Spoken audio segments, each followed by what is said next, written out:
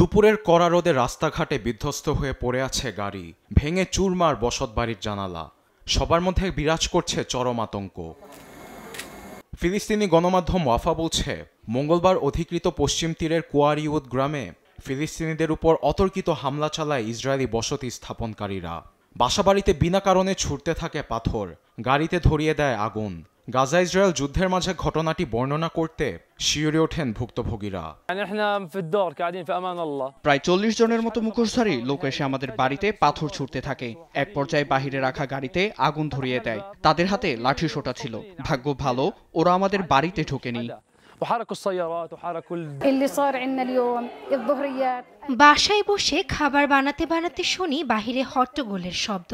পরে সাহস করে বের হয়ে দেখি গাড়িতে আগুন জ্বলছে আর চারিদিকে শুধু ধোঁয়া। ইসরায়েলিরা এসে 10টির মতো গাড়িতে আগুন ধরিয়ে দেয়। পুরো এলাকায় ওরা হামলা চালায়। আমাকেও ব্যাট দিয়ে মেরেছে তারা। ধ্বংসযজ্ঞে নিজেদের চিহ্নও রেখে গেছে তারা। কিছু কিছু গাড়িতে হামলাকারীরা এঁকে গেছে ইসরায়েলি পতাকা।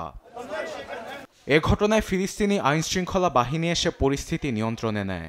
আবারও হামলার আশঙ্কায় সেখানে জনমনে কাজ করছে আতঙ্ক। আরবেদ আফসার, নিউজ ডেস্ক, দেশ টিভি।